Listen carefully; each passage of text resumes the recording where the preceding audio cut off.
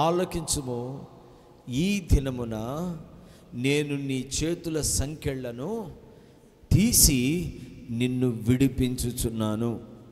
నోరుంటే ఆమేన్ చెప్తారా? కొంచెం గట్టిగా చెప్తారా? ఆలకించుము, ఆలకించుము, ఈ దినమున నేను నీ చేతుల సంకెళ్లను తీసి నిన్ను విడిపించుచున్నాను. నమ్మిన వారు గట్టిగా ఆమేన్ చెప్పండి. హల్లెలూయా. దేవుని బిడ్డలారా, సంకెళ్ళు అనేవి బంధకాలకు సూచనగా ఉన్నాయి. బంధకాలు. ఈరోజున దేవుని బిడ్డలు అనేక పరిస్థితులలో బంధింపబడినట్లుగా మనం చూస్తున్నాం. కొంతమంది ఆర్థికమైన అనుభవాల్లో, పరిస్థితుల్లో, ఆర్థిక సమస్యలను ఎదుర్కొంటూ బంధింపబడినట్లుగా మనం చూస్తాం. కొంతమంది శ్రమలలో, శోధనలో బంధింపబడినట్లుగా మనం చూస్తాం. ఇంకా కొంతమంది సమాధానం లేక అసమాధానంలో బంధింపబడినట్లుగా చూస్తాం. కొంతమంది ఎంత కష్టపడినా చిల్లి సంచులు వేసినట్లుగానే ఆ విధమైన సమస్యల్లో వారు బాధపడుతున్నట్లుగా మనం చూస్తాం. అయితే పరిశుద్ధ గ్రంథంలో పరిశుద్ధుల జీవితాలను మనం గమనిస్తే, యోసేపు పరిశుద్ధుడు. యోసేపు దేవుని యందు భయభక్తులు గలవాడు. యోసేపు దేవుని వెంబడిస్తున్నవాడు. జీవము కలిగిన దేవునికి ప్రార్థన చేస్తూ ఉన్నవాడై ఉన్నాడు. ఆమేన్. కానీ యోసేపుకి బంధకాలు పడ్డాయి. సొంత రక్త సంబంధులే, అన్నలే తమ్ముడిని బంధిస్తున్నారు, బంధకాలకు అప్పగించారు. తాను చేయని నేరానికి బంధింపబడిన పరిస్థితి, చెరసాలకు వెళ్ళిన పరిస్థితి, బంధకాల్లో యోసేపు తన జీవితాన్ని కొనసాగించాడు. మీరు అనవచ్చు, అయ్యా యోసేపు ఎంత యథార్థంగా దేవుని సేవిస్తున్నాడు కదా, మరి అతను ఎందుకు బంధకాల్లో ఉన్నాడు? ఇంకొక విషయాన్ని కూడా గమనించాలి. యోసేపు విషయంలో యాకోబు నలిగిపోయాడు. అయ్యో నా కుమారుడిని మృగాలు చీల్చేశాను. యథార్థంగా దేవుని సేవిస్తున్న యాకోబు హృదయం ఎందుకు తల్లడిల్లింది? నా మాట మీకు అర్థమవుతుందా? దేవునికి స్తోత్రం కలుగునుగాక. యోసేపు యథార్థవంతుడే, కానీ బంధకాల గుండా ప్రయాణం చేయవలసి వచ్చింది. దేవుని చిత్తం. పోనీ యోసేపుని ఆ బంధకాలు శాశ్వతంగా బంధకాలుగా ఆ బందీ అనుభవంలో ఉంచగలిగాయా? ఆ బంధకాలు యోసేపుని ఆ చెరలోనే ఉంచగలిగాయా? లేదు. ఒక విషయాన్ని మీరు గమనించండి. దేవుణ్ణి వెంబడిస్తున్న దేవుని బిడ్డలారా, దేవుని కుటుంబీకులారా, దేవుని కుటుంబంగా పిలువబడుతున్న దేవుని పిల్లలారా, మీ కుటుంబాలు లేక మీ వ్యక్తిగత జీవితాలు ఒకవేళ బంధకాలలో ఉండి మీరు ప్రయాణం చేస్తూ ఉన్నారేమో. అందుకే అంటాడు, బంధకములలో పడియుండియు నిరీక్షణ గలవారులారా మరలా మీ కోటను ప్రవేశించండి. ఆమేన్. మీరు నిరీక్షణ గలవారు. బంధకములలో ఉన్నారేమో, బంధకములు మిమ్మల్ని బాధిస్తూ ఉన్నాయేమో. ప్రభు అంటాడు, రక్షించబడిన దేవుని బిడ్డ, దేవుని కుటుంబమా, మరలా మీ కోటను ప్రవేశించండి. ఆమేన్. మరలా మీ ప్రతిష్టలోనికి, మరలా మీ ప్రార్థనలోనికి, మరలా దేవుని యొద్దకు, మీ ఉన్నతమైన ప్రతిష్టలోనికి, ఆ ఉన్నతమైన సమర్పణలోనికి, మరలా మీ కోటను, మరలా దేవుని గాయాల్లోనికి, మరలా ఆ సమర్పణలోనికి, మరలా ఆ ప్రేమలోనికి, మరలా మరలా మరలా మీ మొదటి స్థితిని జ్ఞాపకం చేసుకుని దానిలో మీరు ప్రవేశించండి. అందుకంటాడు, బంధకములలో పడి ఉండి నిరీక్షణ గలవారులారా. మీరు బంధకములలో ఉన్నారు కానీ విడుదల కొరకు ఎదురు చూస్తూ ఉన్నారు. ఒకవేళ నువ్వు బంధకాల్లో ఉన్నావేమో, వాస్తవమే. నువ్వు బంధింపబడి ఉన్నమాట వాస్తవమే, బంధకాలు నిన్ను బాధిస్తున్న మాట వాస్తవమే. అయినప్పటికీ దేవుని సన్నిధిలో నిరీక్షణతో చూస్తున్నావే, నా దేవుడు నీ బంధకాల్ని తెంచువాడై ఉన్నాడు. దేవునికి స్తోత్రం కలుగునుగాక. అది ఏదైనా కావచ్చు. నువ్వెక్కడ బంధింపబడ్డావో, ఏ పరిస్థితిలో బంధింపబడ్డావో, ఏ చెర, ఏ బంధకం నిన్ను బంధించిందో, అక్కడ ఉండి నువ్వు దేవుని కోసం కనిపెట్టుకోగలిగితే నా దేవుడు అక్కడి నుంచి నిన్ను పైకి తీసుకొస్తాడు. ఆమేన్. యోసేపు అన్నల బంధకాల నుంచి దేవుడే బయటికి తీసుకొచ్చాడు. ఐగుప్తులకి అమ్మారు, అక్కడి నుంచి పోతీఫర్ ఇంటికి అమ్మబడ్డాడు, అక్కడి నుంచి చెరసాలకి వెళ్ళాడు. అన్ని బంధకాలే. ఆమేన్. చెప్పండి కొంచెం గట్టిగా. ఎవరైనా సాఫీగా ఉండే జీవితాన్ని కోరుకుంటారు, అవునా? చెప్పండి, మాట్లాడండి. 1,00,000 కావాలంటే ఆ 1,00,000 అప్పుడే వచ్చి పడిపోతే బాగుంటుంది అని దాని మీద దృష్టి పెట్టేవాళ్ళు ఉంటారు. 1,00,00,000 రూపాయలు కావాలంటే వాళ్ళు ప్రార్థన చేస్తే ఆ 1,00,00,000 రూపాయలు వస్తే దాన్ని బట్టి సంతోషించేవాళ్ళు కొంతమంది ఉంటారు. వినండి కొంచెం. ఇక వాళ్ళు ప్రార్థన చేస్తే లేకపోతే వాళ్ళు ఆశిస్తే అది అప్పుడు జరిగిపోవాలి. కానీ బంధకాలలో, శ్రమలలో నుండి ప్రయాణం చేస్తారు చూసారా? దేవునికి స్తోత్రం కలుగును గాక. యోసేపు జీవితాన్ని చూస్తే అతడు అనేక శ్రమలను అనుభవిస్తూ, అనేక నిందలను, కష్టాలను అనుభవిస్తూ వెళ్తూ ఉన్నాడు. దేవుడు అనుకున్నాడు యోసేపు జీవిత ఆ పరిస్థితిని మార్చాలి అనుకున్నాడు. అంతే, చెరసాల్లో ఉన్నవాడిని ఎత్తి సింహాసనం మీద కూర్చోబెట్టాడు. ఆమేన్. దేవుడు నీ సంకెళ్ళు తెంచిన రోజు, దేవుడు నీ సంకెళ్ళను తెంచి నీ బంధకాల నుంచి విడిపించిన రోజు నీ మహిమ అంతా ప్రకాశంగా ఉంటుంది. దేవునికి స్తోత్రం కలుగును గాక. హల్లెలూయా. ఇశ్రాయేలు ప్రజల గురించి అనేక దినములు ఇర్మియా ప్రవక్త ప్రవచించాడు. దేవుడు చెప్పిన అనేక విషయాలు ఇర్మియా ప్రవక్త చెప్పాడు.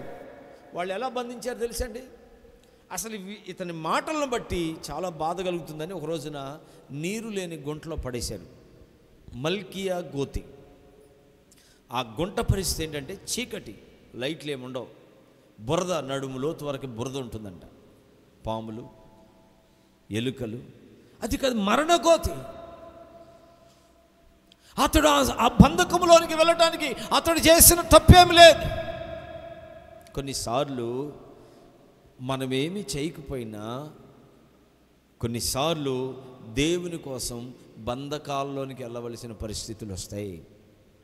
ఆమెన్ చెప్తారా? నా మాట మీకు అర్థమైతే ఆమెన్ చెప్పండి. అర్థం కాలేదా? ఆమెన్. కొన్నిసార్లు నువ్వేమి చేయకపోయినా బంధకాల్లోనికి వెళ్ళవలసిన పరిస్థితి వస్తుంది. అందుకని పరిశుద్ధ గ్రంథాన్ని మనం పరిశీలన చేస్తే అపోస్తులుడైన యోహాను గారు ప్రకటన 1వ అధ్యాయంలో మాట్లాడతాడు. ప్రభువైన యేసుక్రీస్తు నిమిత్తం నేను పద్మాసు దీపమున పరవాసినై ఉంటిని. ఎక్కడున్నాడంట? బంధకాల్లో ఉన్నాడు. ఆమె అపోస్తులైన పౌలు గారు ఒక మాట అంటాడు, నా కొరకు బంధకములు కాసుకొని ఉన్నాయి అంటాడు. దేవునికి స్తోత్రం కలుగును గాక. ఈ విధంగా అపోస్తులైన పేతురుని చూస్తే సంకెళ్ళ చేత బంధింపబడి ఇతర సైనికుల మధ్యలో భద్రముగా పెట్టబడి ఉంటాడు. అద్భుతం చెప్పనా? దేవుడే పేతురుని సంకెళ్ళను విడిపించి ముందుకు తీసుకుని వచ్చాడు. అంటే ఒక విషయాన్ని మీరు గమనించాలి. ఇక్కడ మీరు నడుస్తున్న మీరు శ్రమలలో నుంచి వెళ్తున్నారే, బంధకాల్లో మీరు ప్రయాణం చేస్తున్నారే, అవి ఎప్పటికీ మీకు ఉండవు. నా దేవుడు ఖచ్చితంగా మీ జీవితంలో అద్భుతం చేస్తాడు. అందుకని మనం చదువుకున్న వాక్యంలో ఏమన్నాడు? ఆలకించుము, ఈ దినమున నేను నీ చేతుల సంకెళ్ళను తీసి నిన్ను విడిపించుచున్నాను. నీ చేతులను ఏం బంధించాయి? ఎవరు బంధించారు? ఏది నిన్ను బంధించింది? నా దేవుడు నీతో అంటున్నాడు, నేను నీ చేతుల సంకెళ్ళను తీసి నేను నిన్ను విడిపించుచున్నాను. నోరుంటే ఆమేన్ చెప్పండి. నేను నిన్ను విడిపిస్తున్నాను. ఈ విషయాన్ని చాలా జాగ్రత్తగా మీ హృదయంలో తీసుకోవాలని నేను ఆశపడుతున్నాను. చాలాసార్లు అయ్యో బంధకాలు, బాధలు, ఇబ్బందులు అనుకుంటాం కదా. ప్రభు అంటున్నాడు, నేను ఈ దినమున నిన్ను విడిపిస్తున్నాను. ఒక రోజున ఎబేద్మెలెకు కూడా అలాగే బాధపడుతున్నాడు. అయ్యో నేను శత్రువుల చేతికి అప్పగించబడతానేమో, లేకపోతే మరి నేను బబులోనికి కొనుపబడతానేమో, ఖడ్గము నన్ను చంపేస్తుందేమో అని గడగడగడ వణుకుతున్నాడు. అట్లా వణుకుతున్న ఎబేద్మెలెకుతో ప్రభు చెప్తాడు. దేవునికి స్తోత్రం కలుగును గాక. చదవండి ఇర్మియా పుస్తకం 39వ అధ్యాయం 18వ వచనాన్ని చదివి సహాయం చేయండి.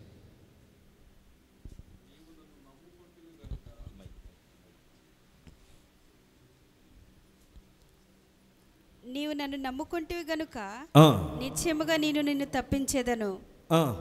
నీవు ఖడ్గము చేత పడవు, దోపుడు సొమ్ము కొనునట్లు నీ ప్రాణమును నీ దక్కించుకొందువు. దేవునికి స్తోత్రం కలుగును గాక. చూడండి, ఎబేద్మెలెకుతో దేవుడు చెప్తున్నాడు, నీవు నన్ను నమ్ముకున్నావు గనక నిశ్చయముగా నేను నిన్ను తప్పిస్తాను. ఆమేన్. నీవున్న చెర నుండి దేవుడు నిన్ను తప్పిస్తాడు. నీవున్న బంధకాల నుంచి దేవుడు నిన్ను తప్పిస్తాడు. దేవుడు నిశ్చయముగా నీ శత్రువుల చేతి నుండి నిన్ను తప్పిస్తాడు. అంత మాత్రమే కాదు, నువ్వు దేనికి భయపడుతున్నావో, ఏ పరిస్థితి, ఎవరు నిన్ను కృంగదీస్తున్నారో దాని నుండి దేవుడు నిన్ను నిశ్చయముగా తప్పించువాడై ఉన్నాడు. ఆమేన్. ప్రియ దేవుని బిడ్డలారా, జాగ్రత్తగా ఈ విషయాన్ని మీరు గమనించాలి. మీకు ఎదురవుతున్న సమస్యలను బట్టి, లేక మీరు అనుభవిస్తున్న సమస్యలు, శోధనలను బట్టి ఏమాత్రం కూడా అధైర్యపడక, మిమ్మల్ని తప్పించు దేవుడు, విడిపించు దేవుడు, రక్షించు దేవుడు మీతో ఉన్నాడన్న విషయాన్ని మీ మనస్సున జ్ఞాపకం చేసుకోవాలి. చాలాసార్లు బంధకాల్లో ఉన్నప్పుడు ఏం చేస్తామంటే దేవుని మర్చిపోతాం. బంధకాల్లో ఉన్నప్పుడు దేవుని మర్చిపోతాం. మన సమస్యల్నే, మన పరిస్థితుల్నే జ్ఞాపకం చేసుకుంటూ బాధపడుతుంటాం. నేను అంటాను, మీ పరిస్థితులను మీరు జ్ఞాపకం చేసుకుని మీరు చింతపడి మీరు ఏం చేయగలుగుతారు? మీరు బాధపడి, మీరు చింతపడి మీ సమస్యను ఏమైనా కొంచెం పక్కకి జరపగలుగుతారా? చెప్దాం అందరం. మీకున్న సమస్యని కొంచెం పక్కకి జరపగలుగుతారా? కనుక వాక్యం ఏం చెప్తుంది? మీ చింత యావత్తు దేవుని మీద వేయండి. ఆమేన్. అందుకని కీర్తన గ్రంథంలో ఓ చక్కటి మాట రాయబడింది. ఆ మాట చదువుకుందాం. 50వ కీర్తన 15వ వచనాన్ని చదివి సహాయం చేయండి.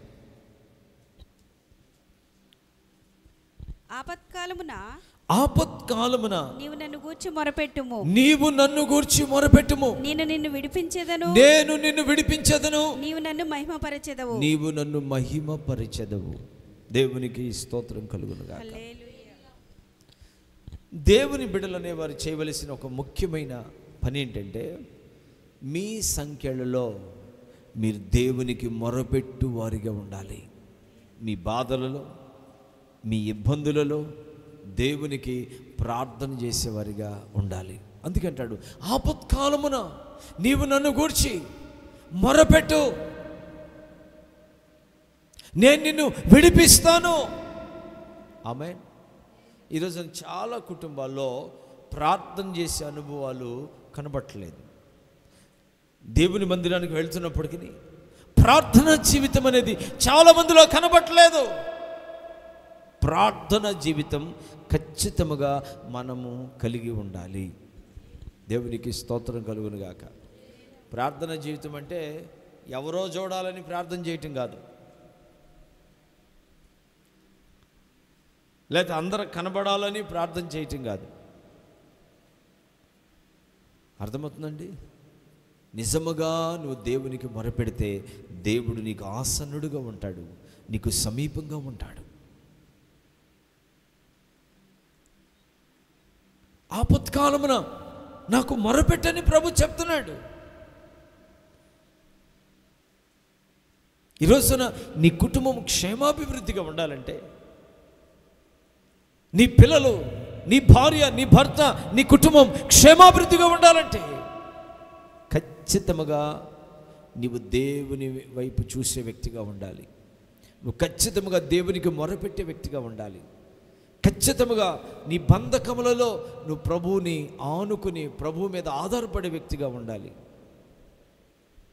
చాలాసార్లు మనం దేవుని మందిరానికి వస్తాము, దేవుని వాక్యాన్ని, ఎంతోమంది గొప్ప గొప్ప దైవజనులు చెప్పిన దేవుని వాక్యాన్ని వింటాము, కానీ దానిని మాత్రం నమ్మం. వాక్యాన్ని వింటాం, చిన్న సేవకులు చెప్పింది వింటారు, పెద్ద సేవకులు చెప్పింది వింటారు. వాక్యం వింటాం కానీ ఆ వాక్యాన్ని నమ్మం, వాక్యానికి చోటివ్వం. ఈరోజున చాలా కుటుంబాల్లో వాక్యానికి చోటివ్వనందున వారి సమస్యలు అలాగే, వారి పరిస్థితులు అలాగే ఉంటున్నాయి. నేనంటాను, వాక్యాన్ని వినండి, వాక్యానికి చోటివ్వండి, వాక్యం మీలో కార్యసాధకం చేయనివ్వండి, ఓరిమితో కనిపెట్టుకుని ఉండండి. దేవుని వాక్యం మీ సంకెళ్ళు తెంచుతుంది, దేవుని వాక్యం మీ పరిస్థితులు మారుస్తుంది, దేవుని వాక్యం వెన్ను తట్టి నిన్ను పైకి లేపుతుంది. ఎక్కడ కృంగిపోయావో, ఏ పరిస్థితిలో సతికిలపడ్డావో, దేవుని వాక్యం వెన్ను తట్టి లేపుతుంది. ఒకరోజు ఏలియా సతికిలపడ్డాడు. ఇంకేముంది, నా పని అయిపోయింది, నా పని అయిపోయింది, నేను ఇక చనిపోతాను, యెజబెల్ నన్ను చంపుతానంటుంది, రేపు ఈ వేళకి నేను నిన్ను చంపకపోతే నేను యెజబెల్ రాణ్ణే కాదని చెప్పేసి శబ్దం చేసింది. దేవా, నా ప్రాణాన్ని తీసేసుకొని ప్రార్థన చేశాడు. దేవునికి స్తోత్రం. నా ప్రాణాన్ని తీసేసుకోమని ప్రార్థన చేశాడు. దేవుడు అంటాడు, ఏలియా,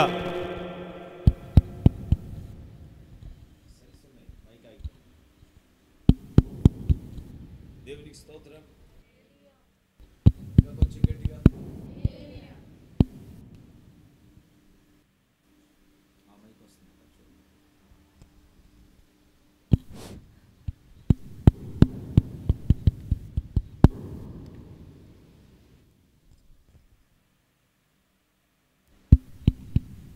హల్లెలూయా, praise the lord, praise the lord.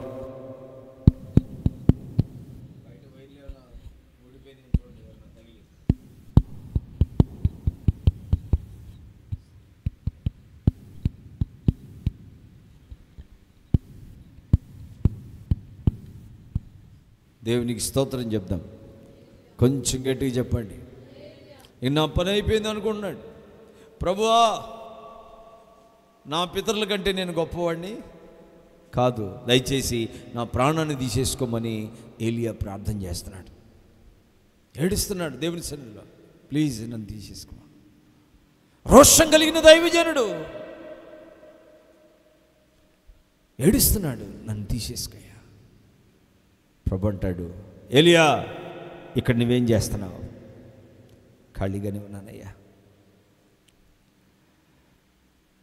యెజబెలు ప్రవక్త, అనేక మంది యెజబెలు ప్రవక్తలని వారిని అనేక మందిని చంపుతూ ఉంది, నన్ను కూడా చంపాలనుకుందయ్యా. అయితే నేను ఒక్కడే నీ కొరకు రోషం కలిగి ఉన్నానయ్యా అంటాడు. దేవునికి స్తోత్రం కలుగును గాక. రోషం కలిగిన ఏలియాతో దేవుడు ఏమంటాడు చెప్పనా? నీ కొరకు శక్తికి మించిన ప్రయాణం సిద్ధపరచబడి ఉంది, నువ్వు లేచి భోజనం చేయంటాడు. సొమ్మసిల్లిపోయాడు. సొమ్మసిల్లి నడిచి నడిచి ఒక దిన ప్రయాణం చేసి సొమ్మసిల్లిపోయి యెజబెల్ నోటి నుంచి వచ్చిన మాటను విని కలత చెందిన ఏలియాని దేవుడు అంటాడు, నువ్వు లేచి భోజనం చేయి. ఆమెన్. కొంచెం గట్టిగా, ఇంకొంచెం గట్టిగా, నువ్వు లేచి భోజనం చేయి. దేవునికి స్తోత్రం కలుగును గాక. నువ్వు లేచి భోజనం చేయి, నీకు శక్తికి మించిన ప్రయాణము సిద్ధపరచబడి ఉంది అన్నాడు. ఆమె ఒక విషయం చెప్పనా, దేవుని మాట సొమ్మసిల్లిన ఏలియాని తట్టి లేపింది. నోరుంటే ఆమెనని కొంచెం గట్టిగా హల్లెలూయా. కొంతమంది ఆమెను ఎప్పుడు అంటారు చెప్పాలా, ఎప్పుడు అనాలో కూడా వాళ్ళకి తెలీదు. ఆమెను ఎప్పుడు అనాలో కూడా తెలీదు. దేవుని మాట తట్టి లేపుతుంది, తట్టి లేపుతుంది. ఎక్కడ సతికిలు పడ్డావో, ఎక్కడ కుప్ప కూలేవో, అక్కడ ఆయన నిన్ను లేపగలిగిన సమర్థుడు. దేవునికి మహిమ కలుగునుగాక. అందుకనే ఈరోజున దేవుని బిడ్డలైన మీరు జాగ్రత్తగా గమనించాల్సిన ముఖ్యమైన విషయం ఏంటంటే, మీకున్న సంఖ్యలను బట్టి, మీకున్న శ్రమలను బట్టి, మీ కుటుంబంలో ఎదుర్కొంటున్న అనుభవిస్తున్న అనేక పోరాటాలను బట్టి కలత చెందకుండా వాటన్నిటి నుంచి విడిపించగలిగిన దేవుని యందు మనస్సు నిలిపి ఉండాలి.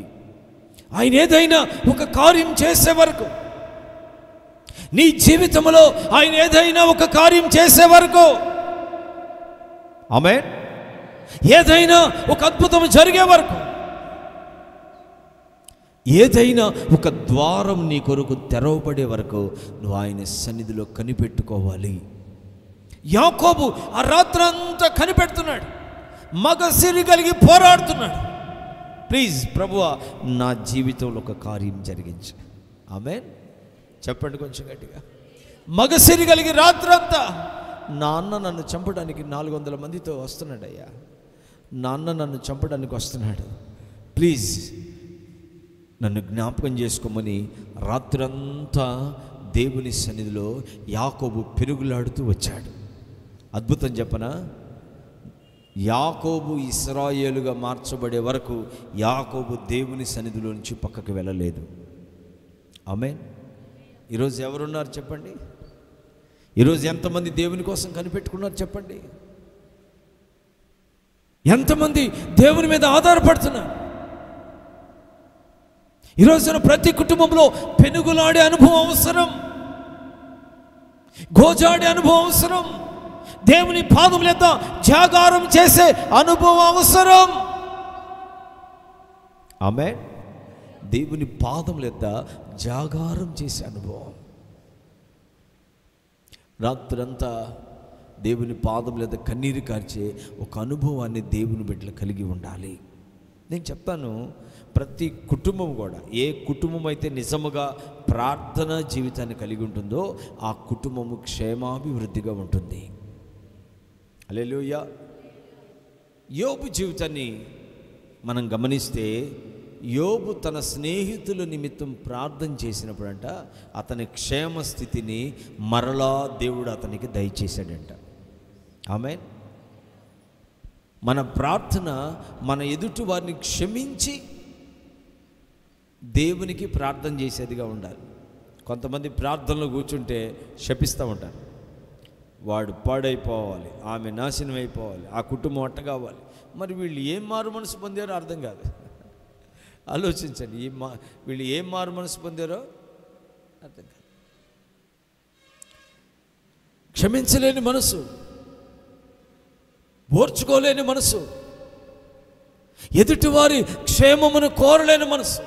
ఆ మనసు నీకు ఎదుటివారి క్షేమాన్ని కోరలేకపోతే, ఎదుటివారి యొక్క మేలు నువ్వు కోరుకోకపోతే, మరి నీ ప్రార్థన దేవుడు ఎలా వింటాడు చెప్పండి? అందుకనే దేవుని బిడ్డలు, మీ కుటుంబాలు, మీ వ్యక్తిగత జీవితాలు ఎలా ఉండాలంటే, మీ ఎదుటివారిని హార్ట్ఫుల్గా ప్రేమించాలి, హృదయపూర్వకంగా ప్రేమించాలి.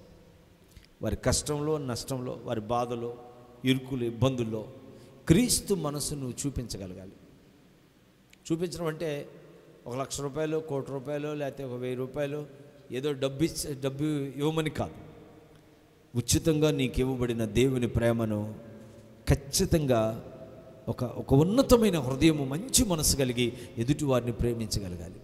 అది లేకపోతే దేవుని ఆశీర్వాదాలు నువ్వు చూడలేవు. ఒకవేళ నీకు ఆ గొప్ప ఆశీర్వాదం నీ దగ్గర లేకపోవచ్చు, నీ ఎదుటి వారి దగ్గర ఉందనుకో, అతిశయపడవద్దు, అసూయపడవద్దు, అయిన వారిని దీవించు, నా దేవుడు నిన్ను దీవిస్తాడు. దేవునికి స్తోత్రం కలుగును గాక. విశ్వాసులుగా, దేవుని పిల్లలుగా మనము ఆశీర్వదింపబడాలంటే క్రీస్తు మనసు ఖచ్చితంగా కలిగి ఉండాలి. ఇది అవసరం. అద్భుతం చెప్పనా? అప్పుడు నీ సంఖ్యలు, నీ బంధకాలు అవంతరకయ్యే ఊడిపడిపోతాయి. ఆమేన్. హల్లెలూయా, హల్లెలూయా. చాలా ముఖ్యమైన విషయం.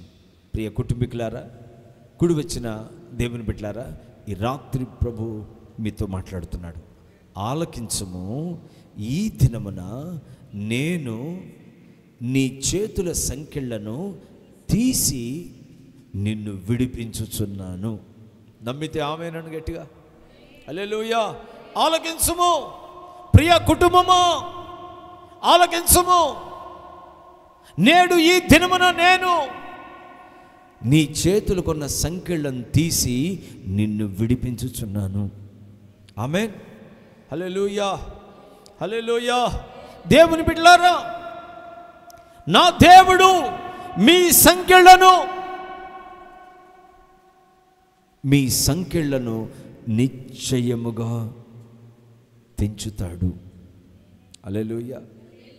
అందుకనే మనం దేవుడు మనల్ని విడిపిస్తున్నప్పుడు మనం ఎక్కడ ఉండాలో అది తెలుసుకోవాలి.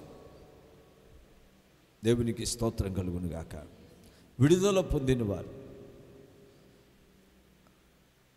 ఇప్పుడు మనం చదువుకున్న మూలవాక్యంలో కొంచెం కిందకి చదువుకుందాం. నాతో కూడా బబులోనుకు వచ్చుట మంచిదని నీకు తోచిన ఎడల రమ్ము, నేను నిన్ను భద్రముగా కాపాడేదను. అయితే బబులోనుకు నాతో కూడా వచ్చుట మంచిది కాదని నీకు తోచిన ఎడల రావద్దు. దేశమంతటా నీకేమీ అడ్డము లేదు. ఎక్కడికి వెళ్ళుట నీ దృష్టికి అనుకూలమో, ఎక్కడికి వెళ్ళుట మంచిదని నీకు తోచునో అక్కడికి వెళ్ళుము. దేవునికి స్తోత్రం కలుగును గాక. నా ప్రకటన నేను మీకు చెప్పే విషయం ఏంటంటే, దేవుడు విడిపించిన తర్వాత, విడుదల పొందిన తర్వాత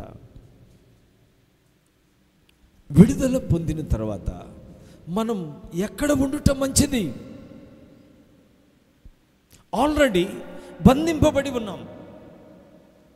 బందీ గృహములో, బంధకమనబడే సంకెళ్లలో, చెరసాలలో, ఇరుకులు, ఇబ్బందులు, శోధనల మధ్యలో ఇప్పటికే సంవత్సరాల తరబడి బంధింపబడి విడుదల పొందాం. ఆమేన్. విడుదల పొందిన మనం ఎక్కడ ఉండటం మంచిది? ఈ ప్రకటన ప్రతి కుటుంబానికి అవసరం.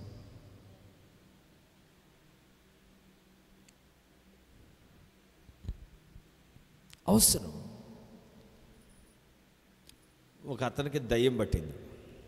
వినండి. దయ్యం పడితే దేవుడు అతన్ని విడిపించాడు. యేసయ్య చెప్పాడు ఈ మాటలు. వాడు విడుదల పొందిన తర్వాత దేవుని తన హృదయమందు ఉంచుకొని దేవుని కోసం బ్రతకాల్సింది. అంతకుముందు దయ్యం నివాసం చేసేది. దయ్యం పోయిన తర్వాత ఎవరు ఉండాలి? దేవుడు ఉండాలి. కానీ దేవునికి అవకాశం ఇవ్వాల. ఈ దయ్యం ఏం చేసింది? ఊరంతా తిరిగిందంట. ఊరంతా తిరిగి దానికి నివాస స్థలం ఎక్కడ దొరక్క, అయినా నేను విడిచిపెట్టి వచ్చిన ఇల్లు ఎలా ఉందో చూద్దాం అనుకుందంట. నేను విడిచి వచ్చిన ఇల్లు ఎలా ఉందో చూద్దామని వచ్చేసరికి అది చక్కగా ఓడ్చబడి దానిలో ఎవరూ లేకుండా ఖాళీగా ఉండుట చూసి, అరే ఇంతకాలం నేను ఒంటరిగా ఉన్నాను దీనిలో. నా మాట మీకు అర్థమవుతుందా? ఇంతకాలం నేను మాట్లాడాలి, ఒంటరిగా ఉన్నాను, ఇప్పుడు నాకు కొంచెం స్నేహం కావాలి. దేవునికి స్తోత్రం. ఇప్పుడు నాకు కొంచెం స్నేహం కావాలని దానికంటే చెడ్డ అయిన మరి 7 దయ్యాలను తీసుకొచ్చిందంట. తీసుకొచ్చి మొత్తం 8 కాపురం పెట్టినాయి అక్కడ. యేసయ్య అన్నాడు, అతని మొదటి స్థితి కంటే కడపటి స్థితి మరి చెడ్డదిగా ఉంటుంది. ఆలోచించండి. విడుదల పొందిన తర్వాత అతడు ప్రభునందు ఉండవలసింది. విడుదల పొందిన తర్వాత తన హృదయంలో ప్రభువుని ప్రతిష్ఠించుకోవలసింది. ఆమేన్. విడుదల పొందిన తర్వాత తన హృదయంలో ప్రభువుని ప్రతిష్ఠించుకోవలసింది, ప్రభు కోసం జీవించవలసింది. నోటర్లో ఉండిపోయాడు. అటు ప్రభువులో లేడు, ఇటు లోకంలో లేడు. లవోదికీయ సంఘంతో ప్రభు చెప్తాడు కదా, నువ్వు వెచ్చగా లేవు, చల్లగా లేవు, నా నోట నుండి ఉమ్మివేయ ఉద్దేశించుచున్నాను అన్నాడు. నువ్వు నిలువెచ్చగా ఉన్నావు అన్నాడు. నువ్వు వెచ్చగానైనా చల్లగా ఉండినా మేలు, కనువలా లేవు. నోట్రల్లో ఉండిపోతున్నారు చాలామంది. నోట్రల్లో ఎందుకుంటారు? అటు అవకాశం ఉంటే అటు, ఇటు అవకాశం ఉంటే రెండు పడవల మీద కాళ్ళు వేసేవాళ్ళు. లోకం అవకాశం ఉంటే లోకంతో చేతులు కలపటం, దేవుడు అవకాశం ఉంటే దేవునితో చేతులు. అది తప్పు, వాక్యం ఒప్పుకోదు. నువ్వు ఎలా ఉండాలి? విడుదల పొందిన నీవు ఒక మహిమకరంగా నీవు నీ కుటుంబం క్షేమాభివృద్ధిగా ఆధ్యాత్మికంగా కానివ్వండి, ఈ లోక సంబంధంగా మీ కుటుంబ జీవితం కానివ్వండి, క్షేమాభివృద్ధిగా ఉండాలంటే లోకములోంచి విడుదల పొందిన మీరు ఆధ్యాత్మిక ప్రయాణంలో ఉండుట మంచిది. ఆధ్యాత్మికంగా మీ ప్రయాణం కొనసాగుట మంచిది. పరిశుద్ధ గ్రంథం సెలవిస్తుంది, మన పితరులైన ఇశ్రాయేలీయులు ఐగుప్తు దేశము నుండి విడుదల పొందిన తర్వాత వారు కానాను ప్రయాణంలో ఉన్నారు. ఆమేన్. ఐగుప్తుని విడిచారు, నెక్స్ట్ కానాను వెళ్తున్నారు. నేను అంటాను, ఐగుప్తి అనబడే లోకములో నుండి విడుదల పొందిన మనము ఇప్పుడు కానాను, పరమ కానాను అనబడుతున్న పరలోక ప్రయాణము, ఈ యాత్రలో ఓపికతో మన జీవితమును కొనసాగించు వారమై ఉండాలి. ఆమేన్. ఎక్కడ ఉండటం మంచిది? విడుదల పొందిన నీవు ఆగిపోవటం మంచిదా? బంధకాల్లో ఉండటం మంచిదా? లోకముతో చేతులు కలపటం మంచిదా? లోకానుసారంగా జీవించడం మంచిదా? కాదే. విడుదల పొందిన వారు ఆత్మీయ ప్రయాణం చేయటం మంచిది. ఇది మొదటి విషయం. దేవునికి స్తోత్రం కలుగునుగాక. సమయం చాలా అవుతుంది కనుక నేను మీకు రెఫరెన్సెస్ చెప్పి చదివించకుండా ముందుకు తీసుకెళ్తున్నాను. పాయింట్స్ నోట్ చేసుకోండి. దేవునికి స్తోత్రం కలుగునుగాక. ఆత్మీయ ప్రయాణంలో దేవుడు నీ కొరకు సిద్ధపరిచిన మార్గములో దేవుడు నిన్ను ప్రతిష్ఠించిన మార్గములో నువ్వు కొనసాగాలి. ఆమేన్. ఈరోజు మీరు చూస్తున్నారు, దేవుడు మంచి సౌండ్ సిస్టమ్ ఇవ్వాలని ప్రార్థన చేయండి. దేవునికి స్తోత్రం కలుగునుగాక. ప్రార్థన చేయండి, మీరు ప్రార్థన చేయండి. ప్రభు చిత్తమైతే ఈ మాసంలో లేకపోతే నెక్స్ట్ మాసంలో దేవుడు మనకి మంచి సౌండ్ సిస్టమ్ ఇవ్వాలి. దేవునికి స్తోత్రం కలుగునుగాక. ఎక్కడున్నాం మనం?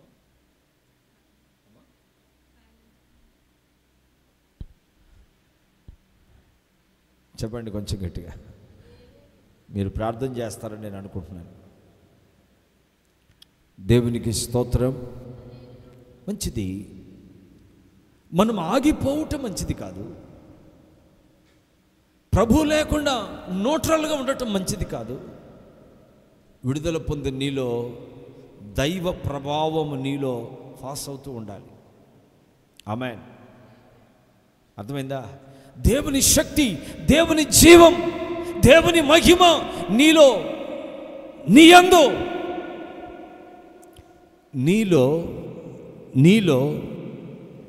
నీయందు ఆమేన్. ఆమేన్. చెప్పండి కొంచెం గట్టిగా. నీయందు అలాగున కంటిన్యూషన్గా దేవుని మహిమ నీలోనికి వస్తూనే ఉండాలి. ఆ జీవం నీలోనికి నీ లోపల. ఆమేన్. స్తోత్రం కలుగునుగాక, మహిమ కలుగునుగాక, శత్రువుకి సిగ్గు కలుగునుగాక.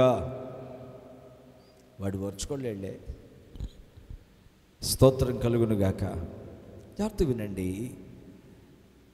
విడుదల పొందిన మనం మొదటి అనుభవం ప్రయాణంలో ఉండటం మంచిది. దేవునికి స్తోత్రం కలుగునుగాక. ఒక సందర్భంలో యేసుప్రభువు వారు కొంతమంది శిష్యులు తీసుకుని కొండ మీదకి వెళ్ళాడు.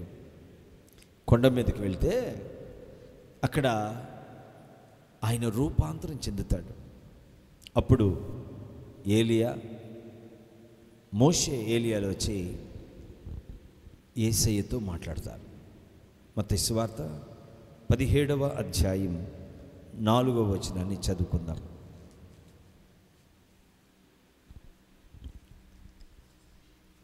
అప్పుడు పేతురు, ప్రభువా మనం ఇక్కడ ఉండటం మంచిది, మీకు ఇష్టమైతే. చాలు దేవునికి మహిమ కలుగును గాక. ఎక్కడ ఉండటం మంచిది? ఇక్కడ అంటే అది ఒక రూపాంతరపు అనుభవం. యేసు ప్రభువారు రూపాంతరపరచబడిన స్థలం అది. ఆమేన్. అదొక రూపాంతరపు అనుభవం. ఇప్పుడు పేతురు అంటాడు, అయ్యా మనం ఎక్కడ ఉండటం మంచిదయ్యా. మనము ఒక రూపాంతరపు అనుభవాన్ని కోరుకునే వారిగా ఉండాలి. ఒక రూపాంతరపు అనుభవంలో నిలిచి ఉండేవారిగా ఉండాలి. ఆమేన్. ఒక రూపాంతరపరచబడిన వారిగా. రెండవ విషయం, ఒక రూపాంతర అనుభవంలో నిలిచి ఉండటం మంచిది. ఒక మార్చబడిన అనుభవం. మూర్ఖులకు ఈ తరం వారికి వేరైన అనుభవంలో దేవుని బిడ్డలు ఉండాలి. ఆమేన్. దేవునికి స్తోత్రం కలుగును గాక. మూడో విషయం, మనం అపోస్తలుల బోధయందు, సహవాసమందు, ప్రార్థన యందు, రొట్టె విరుచుట యందు ఉండుట మంచిది. ఆది సంఘం అలాగే ఉంది. మనం అపోస్తల కార్యం 2వ అధ్యాయంలో 42వ వచనం చదవం ఒకసారి. వీరు అపోస్తలుల బోధయందును, సహవాసమందును, రొట్టె విరుచుటి యందును, ప్రార్థన చేయుటి యందును ఎడతెగక యుండిరి. దేవునికి స్తోత్రం కలుగును గాక. హల్లెలూయా. అవసరం.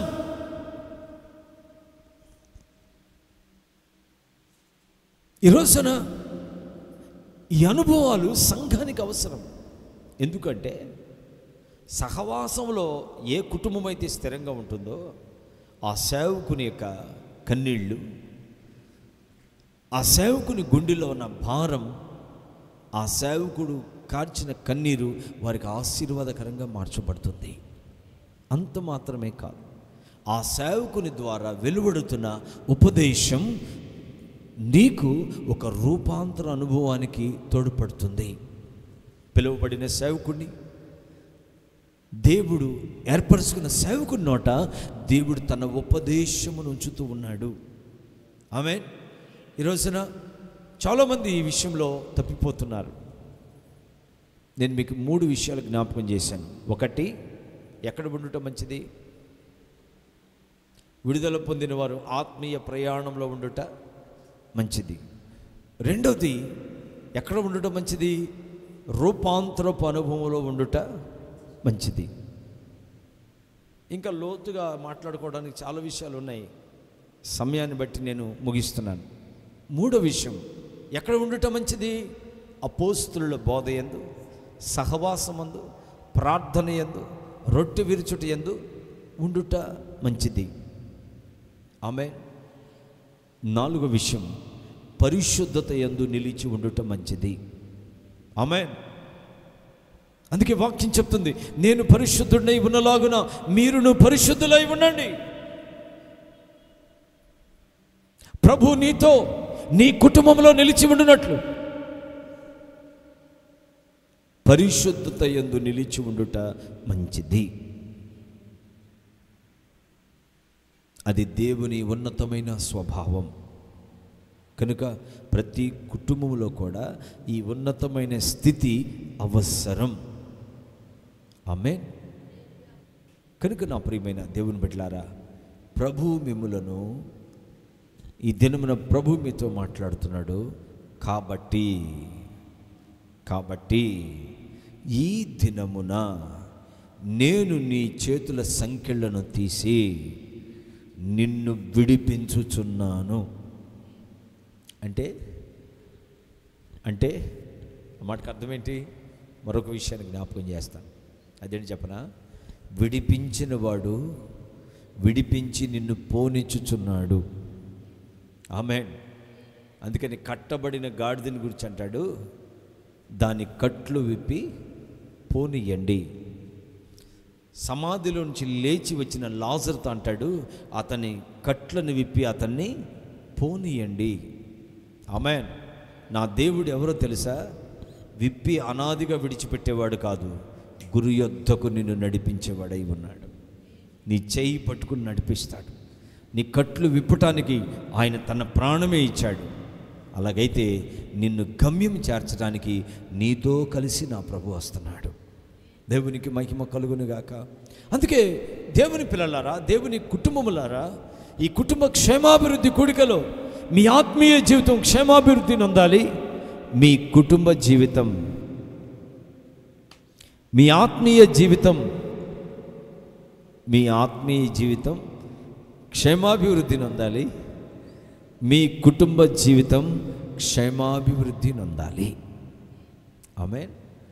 మీ కుటుంబం క్షేమంగా ఉండాలి, మీ ఆత్మీయ జీవితం క్షేమంగా ఉండాలి. అందుకొరకు నా ప్రభు ఈరోజు మీతో మాట్లాడుతున్నాడు. కాబట్టి ఈ దినమున నేను నీ చేతుల సంకెళ్లను తీస్తాను. ఏం చేస్తాడంట? ఏ సంకెళ్ళు తీస్తాడు? ఇక్కడ ఒక విషయాన్ని గమనించాలి. చేతుల సంకెళ్ళు చూపుకి సంకెళ్ళు ఉన్నాయి, మనసుకి ఆలోచనలకి సంకెళ్ళు ఉన్నాయి, హృదయంలో సంకెళ్ళు ఉన్నాయి, కాళ్ళకు సంకెళ్ళు ఉన్నాయి, మనిషి జీవితానికి సంకెళ్ళు ఉన్నాయి. కానీ ఇక్కడ నీ చేతుల సంకెళ్ళు తీస్తాను అన్నాడు. నా దేవుడు నీ చేతి పనిని ఆశీర్వదించువాడు. నీ కుటుంబము ఆర్థికంగా చితికిపోవటానికి అపవాది నీ చేతులను బంధించి ఉన్నాడు.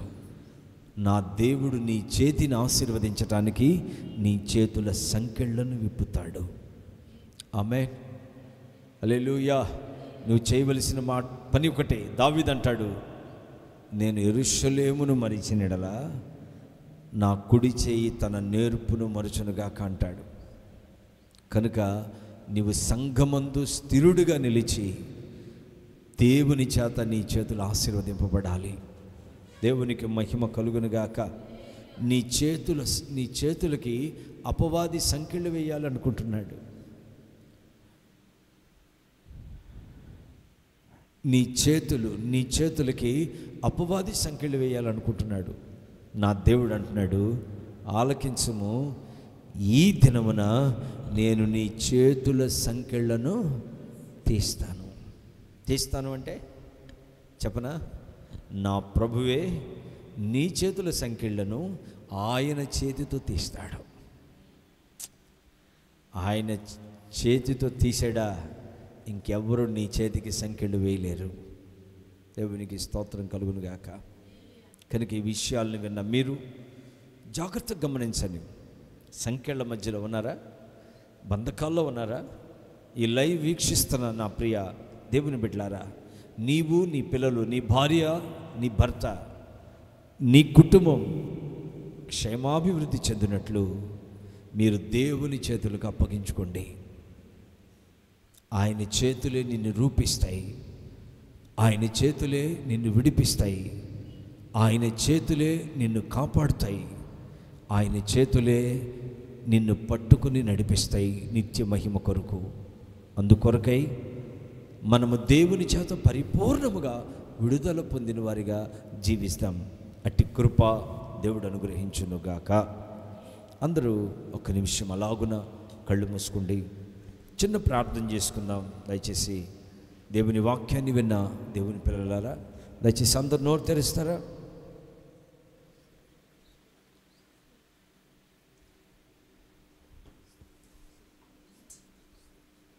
అందరూ ఒక్క నిమిషం, ఒక చిన్న ప్రార్థన.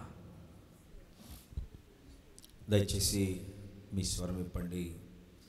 ఒక్క నిమిషం మనం ప్రార్థన చేసుకుందాం. ప్రియ కుటుంబీకులారా, కూడి వచ్చిన దేవుని బిడ్డలారా, ఈ లైవ్లో ఉన్న నా ప్రియ సహోదరి సహోదరులారా, ప్రభు అంటున్నాడు, ఆలకించుము, ఈ దినమున నేను నీ సంఖ్యలను తీసి నిశ్చయముగా నేను విడిపించుచున్నాను. బంధకాల్లో ఉన్నావా? బంధింపబడిన స్థితిలో ఉన్నావా? చెరలో ఉన్నావా? నీ కుటుంబం బందీ గృహంలో ఉన్నట్లుగా ఉందా? చెరసాల్లో ఉన్నట్లుగా ఉన్నారా? ఈరోజున ఎంతోమంది చెరలో ఉండిపోయారు. కుటుంబాలు చెరలో ఉన్నాయి.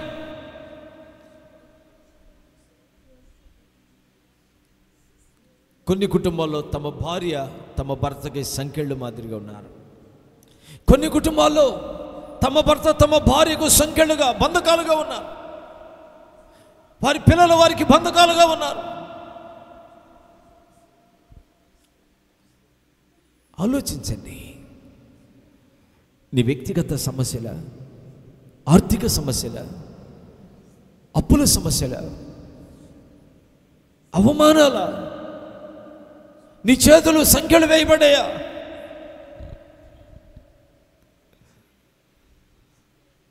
ఆలోచించు.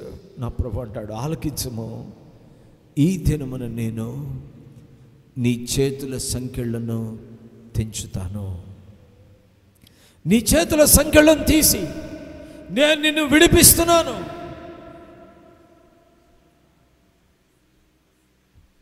విప్పబడిన వారు, బంధకాల నుంచి విడుదల పొందిన వారు ఆధ్యాత్మికంగా ప్రయాణం చేసేవారిగా ఉండాలి. మన పితరులు అలాగున కానాను ప్రయాణం చేసి కానాన్లో చేరారు. మనము ఆధ్యాత్మికంగా ప్రయాణం చేసి పరలోక రాజ్యంలో చేర్చబడాలి. నోరు తెరవాలి. రెండో విషయం, పేతురు అంటాడు, అయ్యా మనం ఇక్కడ ఉండటం మంచిది. అది యేసయ్య రూపాంతరం పొందిన ప్లేస్. అది ఒక రూపాంతరపు అనుభవం. ఒక రూపాంతరపు అనుభవంలో మనం జీవించటం మంచిది.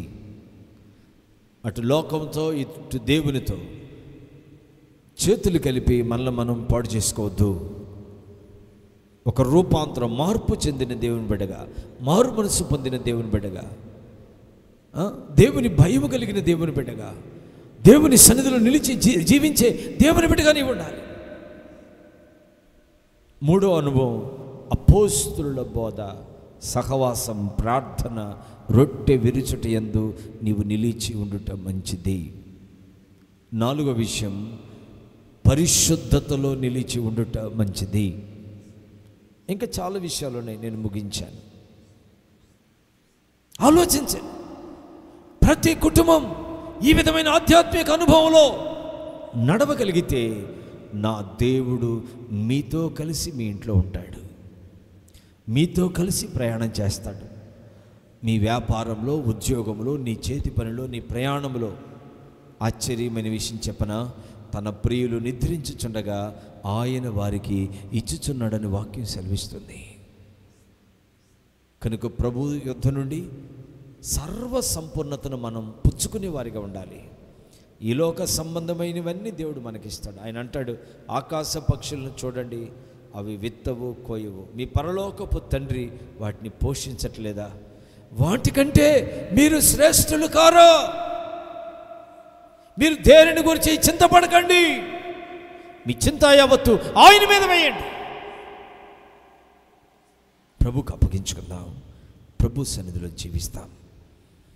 నిశ్చయముగా దేవుడు మీ సంఖ్యలు, మీ చేతులకున్న సంఖ్యలను తీసి మిమ్మల్ని విడిపించును గాక. ప్రభు ఇంతగా ప్రేమించినందుకు స్తోత్రం చెల్లిస్తాం. చెప్పాలి, ప్రభు మనతో మాట్లాడిన ప్రతి మాటను బట్టి స్తోత్రం చెల్లిస్తాం. నిశ్చయముగా ఈ దినమున దేవుడు తానే తన బిడ్డలకున్న సంఖ్యలన్నిటి నుండి విడిపించి వారిని ఆశీర్వదించినట్లుగా స్తోత్రం చెల్లిస్తాం. ప్రార్థించిన బిడ్డలందరిని బట్టి స్తోత్రం చెల్లిస్తాం. ఈ లైవ్లో పాలు పొందున్న బిడ్డలందరిని బట్టి స్తోత్రం చెల్లిస్తాం. పేరు పేరున దేవుడు ఆశీర్వదించినట్లుగా స్తోత్రం చెల్లిస్తాం. ప్రభు మాట్లాడిన ప్రతి మాటను బట్టి స్తోత్రం చెల్లిస్తాం. తండ్రి అయిన మన దేవునికి స్తోత్రం చెల్లిస్తాం. మన రక్షకుడైన యేసయ్యకి స్తోత్రం చెల్లిస్తాం. పరిశుద్ధాత్మ దేవునికి స్తోత్రం చెల్లిస్తాం. స్తోత్రం స్తోత్రం స్తోత్రం స్తోత్రం. పరిశుద్ధపరిచి ప్రభురాకుడికై సిద్ధపరిచినట్లుగా స్తోత్రం చెల్లిస్తాం. మన మధ్యలో ఉన్న యోసెఫ్ పాస్టర్ గారు ప్రార్థన చేస్తారు. సర్వశక్తి కలిగిన తండ్రి, సర్వోన్నతుడు దేవ, మీకు వందనాలు, స్తుతులు, స్తోత్రాలు నాయన. ఈ కుటుంబ క్షేమాభివృద్ధి కూడికలో మీ కృపను బట్టి ప్రభా, మీ దాసుల్ని ప్రభా నీ సిలువ చాటును మరుగుపరిచి శ్రేష్టమైన సంగతులు మాకు తెలియజేసినందుకు వందనాలయ్యా.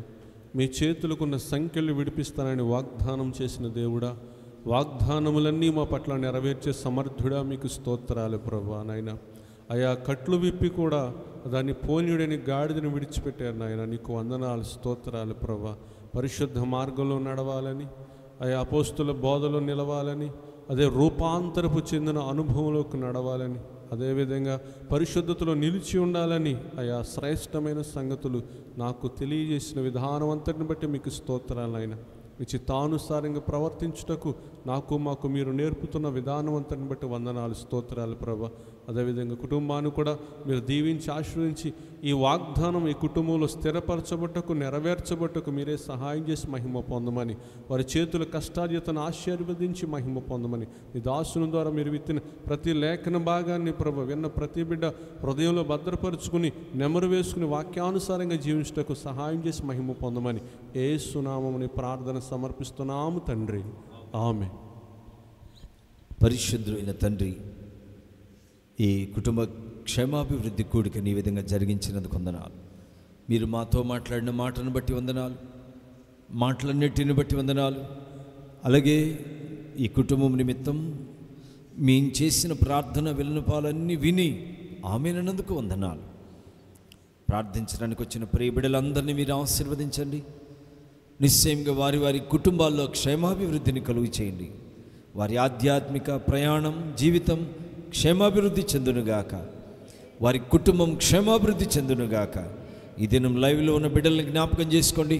వారి కుటుంబం నిశ్చయంగా క్షేమాభివృద్ధిలో ఉందునుగాక. వారి బంధకాలు, సంఖ్యలు యేసు నామంలో తెంచబడునుగాక. నిశ్చయంగా ఆధ్యాత్మిక ప్రయాణం చేసేవారిగా, దేవ రూపాంతరపు అనుభవంలో నిలిచి ఉండేవారిగా, అపోస్తుల సహవాసములో